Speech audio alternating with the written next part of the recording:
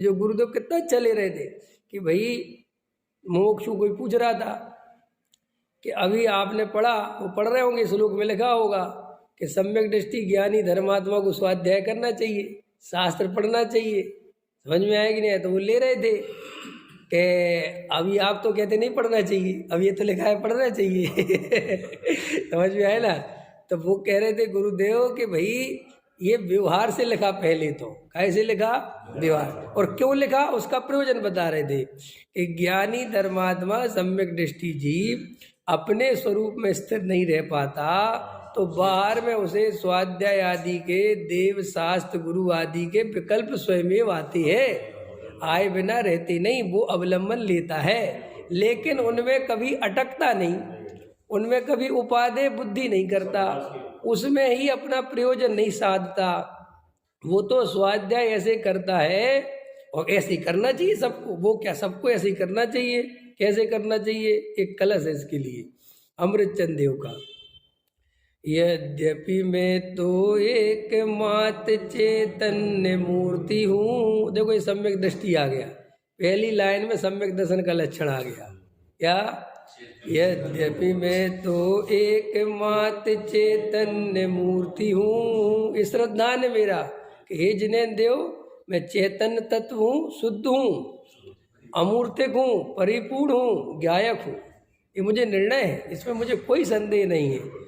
फिर भी परिणति मलिन हुई है मोह उदय से।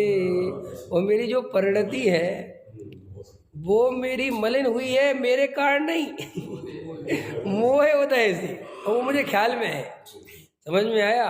अब मैं तो शुद्ध हूँ और परिणति में क्या हो गई है? मलिनता। कौन सी मलिनता हो गई? मोह राग देश की कौन सी? शुभ भाव वाली।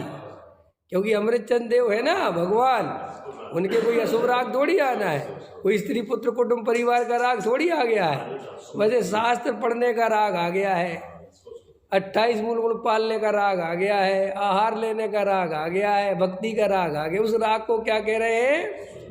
मलिन परिणति हो गई है। काय के उदय से? मोह उदय से। और अब मैं क्या कर रहा हूँ? क्या मैं स्वाध्याय करके काय के लिए कर रहे हैं? परम विशुद्धि को पावे वह परिणति मेरी, समय सार की आत्मख्याति नामक व्याख्या से। और हे जिनेन्द्र देव, हे कुंद कुंद भगवान, मैं आपकी समय सार की टीका आत्मख्याति लिख रहा हूँ, और उसमें आत्मा ही आत्मा की चर्चा है, और ये अवलंबन बाहर में मुझे मिल जाएगा। और मैं जब इसमें त्रिकाली ध्रुव की चर्चा लिखूंगा तो मेरी परिणति अपने आप स्वरूप में चली जाएगी, और वो क्या हो जाएगी? परम विशुद्धि, माने वो शुद्ध हो जाएगी। ये ऐसे स्वाध्याय करना, ऐसे तुम भी स्वाध्याय किया करो।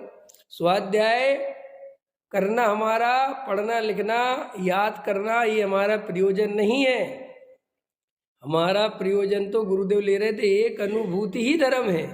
अनुभूति के अलावा, शुद्धोपयोग परिणति के अलावा और कोई धर्म नहीं है। स्वाध्याय करना कोई धर्म नहीं, पूजा पाठ करना कोई धर्म नहीं। तो सब ये करते तो है। अरे ज्ञानी को निचली भूमिका में अपने स्वरूप में स्थिर नहीं हो पाता, तो ऐसा राग आए बिना रहता नहीं। अरे सीधी सी बात है ना। क्यों? हम कहीं कोई काम से गए हों, समझ लो अपन रेलवे स्टेशन पे गए और अपनी ट्रेन आनी, अपन को कहीं जाना है, और ट्रेन 1 घंटे लेट हो गई, तो कहाँ बैठना? स्टेशन पे कहाँ बैठना? जहाँ पे शराबी बैठे हो, जहाँ जुआरी बैठे हो, जहाँ पे पॉकेट मार बैठे हो, रेलवे की पटरियों पे बैठना। ऐसा बैठना ही तो, ऐसे कैसे बैठना? नहीं, हम बैठने के लिए थोड़ी है, हम तो ट्रेन के लिए, हमें भी पता है, लेकिन अभी ट्रेन आ नहीं रही ना। तो तुम भी सोच समझ के अपने योग्य स्थान खोजते हो, हालांकि वो योग्य नहीं है। क्यों योग्य कैसे नहीं है? कि तुम जिस समय बैठते हो और वहाँ 5 रुपये का अखबार खरीदते हो और उसे पढ़ते हो, सही बात बताओ, पढ़ना प्रयोजन है? हर 10-15 मिनट में घड़ी देखते हो, ये देखते हो कि कुछ उल्टा ऐसा तक होता है कि दूसरी ट्रेन आवे तो सोचता गलती से अपनी तो नहीं आ गई। इतनी तक बेचैनी होती है कि नहीं? होता है कि नहीं होता? है। एक बार क्या हुआ, मैं भोपाल में सागर जा रहा था, तो सागर की ट्रेन की जगह उसको कोई अर्जेंट जाना था, तो मैंने, जब शादी भी नहीं हुई थी, तो बीना की ट्रेन पकड़ ली। ये भाई भोपाल जा रही थी, तो मैंने कहा भाई बीना में उतर जाऊंगा, फिर वहाँ से कट जर्नी करके दूसरी ले लूँगा। तो वो क्या हुआ कि ट्रेन बीना में रुकी नहीं, और मैं दरवाजे पर खड़ा, और भाई साहब वो स्लो हुई तो मैं कूदने को तैयार। तो एक आदमी कहला मरना ही है क्या मेरे से, क्या आफत आ रही, कहाँ जाना है?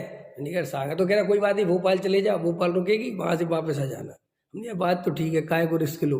हालांकि बहुत स्लो चल रही थी, लेकिन बैग था, तो मैंने कहा चलो ठीक है। तो अब बैठ गया तो भोपाल आया रात के 1 बजे।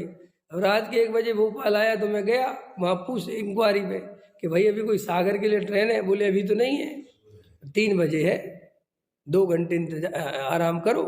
ठीक है, वहाँ पे जाके प्लेटफॉर्म पे जिस पे आनी थी बैठ गया। अब बैठ गया तो भाई ट्रेनें तो आएंगी, और तो अब ये पता है कि उसने 3 बजे बोला है, ठीक है, और अपन को भी पता है कि 3 बजे अपन ने सब मिला लिया, देख लिया। लेकिन अब ऐसा मैं लेटूँ वहाँ पे, उसको चेयर पे वो पड़ी रहती है बेंच नहीं, और जैसे ही कोई ट्रेन है उठ जाऊँ कि वो मेरी तो नहीं आ गई, जबकि वो आनी कितने बजे है। लेकिन बार बार ऐसे करते करते वो तो दूसरी ट्रेन आवे। अब इतने में देखो 10 मिनट बचे 3 बजने में, और 10 मिनट बचे, और मैंने कहा कि चलो अब थोड़ा तो भी आएगी, और तभी मेरी नींद लगी, और है ना, और नींद लगी और ट्रेन आ गई, वो इतनी तेज लग गई कि ट्रेन खड़ी रही, लोग उतर गए और लोग चढ़ भी गए, और वो ट्रेन चली गई। और चली गई तो एकदम नींद खुली तो वो जा रही थी। अरे मैंने कहा अरे कौन सी ट्रेन? बोलेगा सागर वाली। अरे यार, समझ में? तो अब देखो एंड मूवमेंट में सो गए, वो पहले जाग रहे थे, तो भी वहाँ पे जागने की हुड़क है, ठीक है ना। तो लेकिन एक एंड मूवमेंट में नींद भी आ जाती है। तो आचार्य कहते कि तुम्हें हम स्वाध्याय पूजा पाठ की प्रेरणा तो दे रहे कि भाई वहाँ टिक नहीं पको तो यहाँ करना, लेकिन गलती है सो मत जाना, जागृत रहना। अगर सो गए तो ट्रेन गई। तो ऐसे ही स्वाध्याय आदि के, देव शास्त्र गुरु के, व्रतशील संयम आदि के व्यवहार से उपदेश शास्त्रों में है, लेकिन कोई अज्ञानी जीव उनको धर्म मान ले, उनको धर्म का कारण मान ले और उनमें अटक जाए, तो उसका मोक्ष मार्ग और दूर हो गया।